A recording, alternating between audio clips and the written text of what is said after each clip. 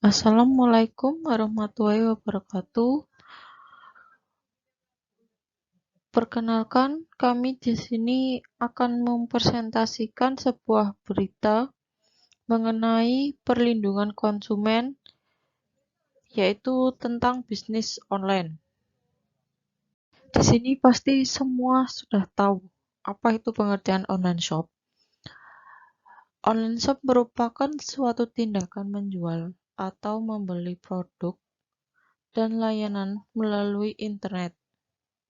Manfaat dari online shop yaitu yang pertama, kegiatan berbelanja menjadi lebih mudah dan praktis. Yang kedua, membutuhkan modal yang relatif kecil. Yang ketiga, dapat menjalankan pekerjaan lain. Yang keempat, memudahkan dalam melakukan transaksi. Yang kelima, keamanan dalam melakukan transaksi. Dalam sebuah online shop, pasti akan ada kelebihan dan kekurangan yang kita rasakan. Kita pertama-tama akan membahas kelebihan online shop dahulu, yaitu kenyamanan. Online shop membuat kita semakin nyaman dikarenakan kita tidak perlu lagi keluar rumah dan cukup dapat diakses 24 jam serta tidak membiarkan pembeli itu untuk menunggu antrian dalam memesan barang yang sudah dibutuhkan tersebut. Yang ketiga, membandingkan harga terbaik. Banyak online shop yang menghadirkan barang-barang terbaik sesuai kualitas dan barang yang disajikan. Tiga, banyak variasi. Melalui online shop, Anda dapat menemukan berbagai macam produk yang dapat dikategorikan berdasarkan merek, harga, maupun yang terfavorit. Anda juga dapat menentukan produk internasional terbaru tanpa harus menghabiskan uang untuk pergi ke luar negeri untuk berbelanja. Yang keempat, menghemat waktu dan tenaga.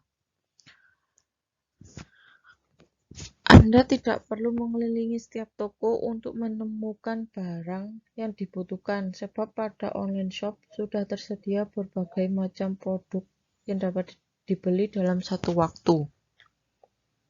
Adapun kekurangan dari online shop, yang pertama yaitu biasanya banyak ditemui produk itu yang tidak sesuai ekspektasi.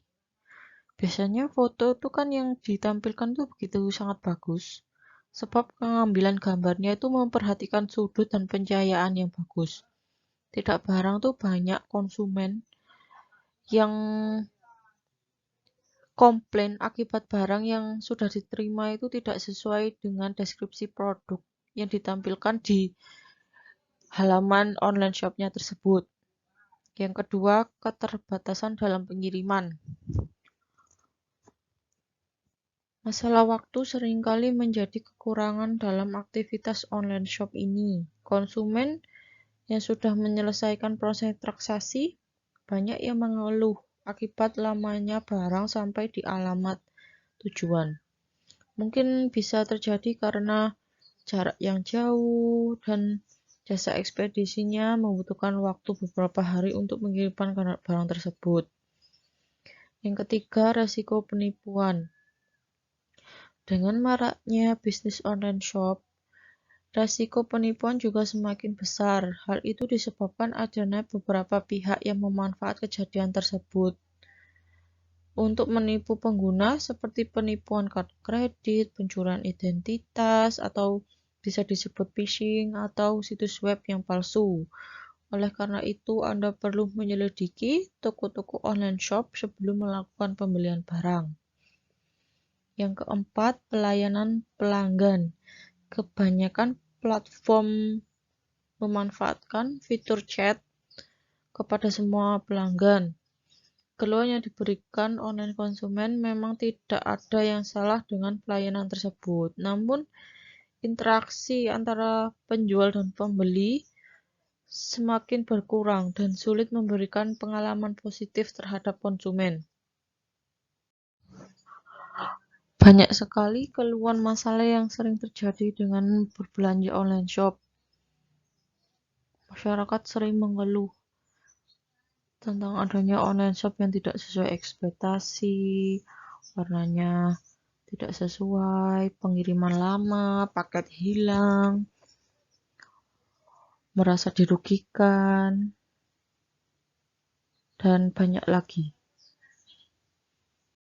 Dalam sebuah halaman hukumonline.com pada Senin 25 April 2022, di sini membahas sebuah hak-hak konsumen.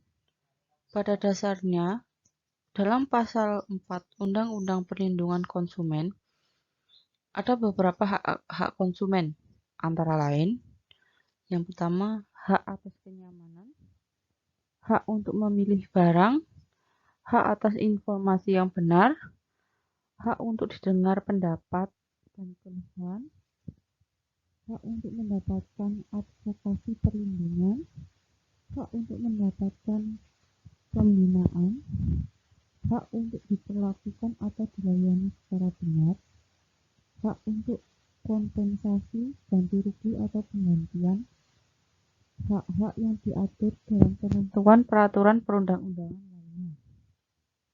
Dalam kasus perlindungan konsumen dari bisnis online, pendekatan undang-undang perlindungan konsumen kasus dapat disimpulkan sebagai salah satu pelanggaran terhadap hak konsumen. Bagaimana perlindungan konsumen dari bisnis online? Persoalan tersebut diatur dalam Pasal 8 Ayat 1 huruf F Undang-Undang Perlindungan Konsumen yang melarang pelaku usaha untuk memproduksi atau memperdagangkan barang jasa yang tidak sesuai dengan janji yang dinyatakan dalam label, etiket, dan keterangan. Ketidaksesuaian spesifikasi barang yang tertera dalam iklan foto penawaran barang merupakan salah satu bentuk pelanggaran atau larangan bagi pelaku usaha dalam memperdagangkan barang.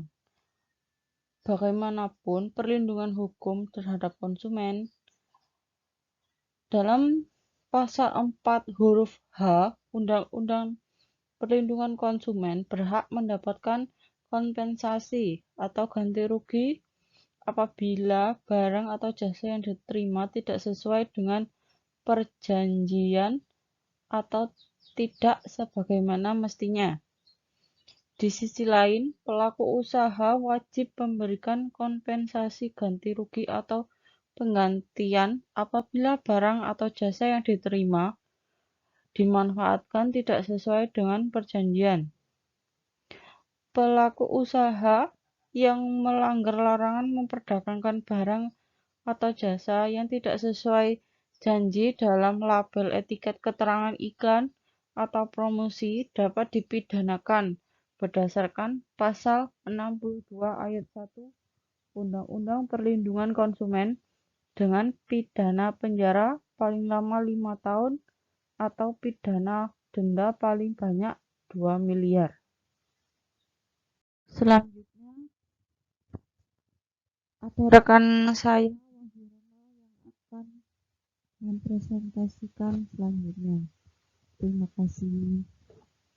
Dalam slide selanjutnya akan dijelaskan oleh teman saya yaitu Wahyu Retno. Terima kasih. Baik, saya akan membacakan slide berikutnya. Yang menjadi pertanyaan adalah, dapatkah Undang-Undang Perlindungan Konsumen diterapkan dalam kegiatan e-commerce? Misalnya belanja melalui marketplace. Jawabannya tentu saja bisa.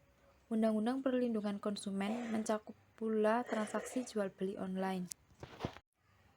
Perlindungan konsumen menurut Undang-Undang ITE merujuk pada Undang-Undang ITE dan peraturan pemerintah PSTE, transaksi jual beli online tersebut diakui sebagai transaksi elektronik yang sah dan dapat dipertanggungjawabkan. Persetujuan untuk membeli barang secara online dengan cara melakukan klik persetujuan atas transaksi merupakan bentuk tindakan penerimaan yang menyatakan persetujuan dalam kesepakatan pada transaksi elektronik.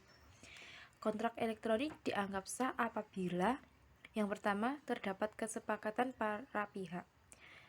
Kemudian dilakukan oleh subjek hukum yang cakap atau berwenang mewakili sesuai dengan ketentuan peraturan perundang-undangan. Yang ketiga, terdapat hal-hal tertentu, dan yang keempat, objek transaksi tidak boleh bertentangan dengan peraturan perundang-undangan, kesusilaan, dan ketertiban umum. Bagaimana jika barang yang diterima tidak sesuai dengan yang diperjanjikan oleh penjual? Maka pelaku usaha wajib memberikan batas waktu kepada konsumen untuk mengembalikan barang yang dikirim jika barang diterima tidak sesuai dengan yang dijanjikan atau mungkin terdapat cacat yang tersembunyi.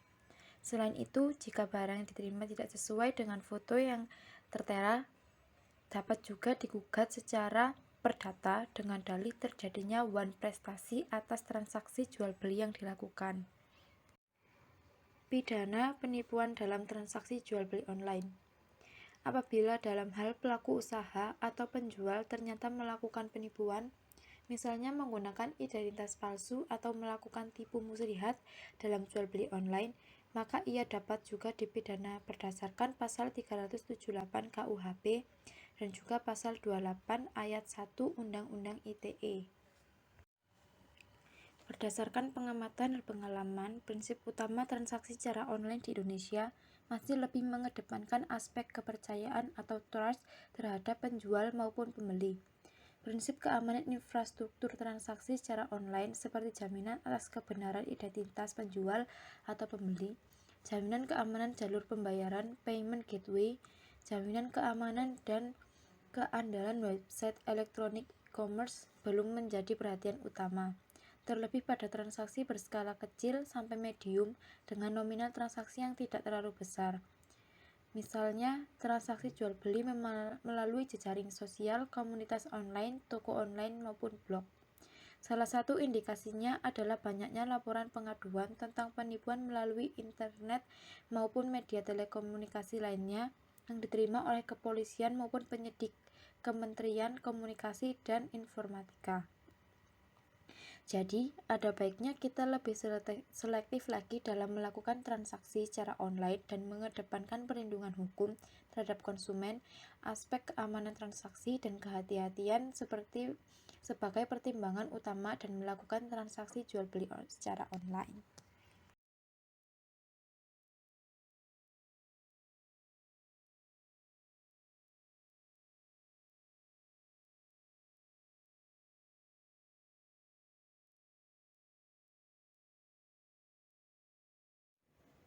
Berikut merupakan salah satu contoh kasus perlindungan konsumen. Dalam video tersebut, seorang ibu bergaun merah yang mengamuk karena barang yang datang tidak sesuai dengan barang yang ia pesan. Sayangnya, alih-alih mengikuti ketentuan dari toko untuk membuat video saat membuka paket dan mereturn barang tersebut, ibu tersebut memarahi kurir yang bertugas dan mengancam untuk merusak barang tersebut, yang membuat sang kurir ikut naik pitam dan terjadi cekcok di antaranya. Dari kejadian tersebut, diharapkan kepada teman-teman lebih bijak dalam transaksi jual beli online. Demikian presentasi yang dapat kami sampaikan mengenai perlindungan konsumen bisnis online. Apabila ada kesalahan, mohon maaf sebesar-besarnya. Wassalamualaikum warahmatullahi wabarakatuh.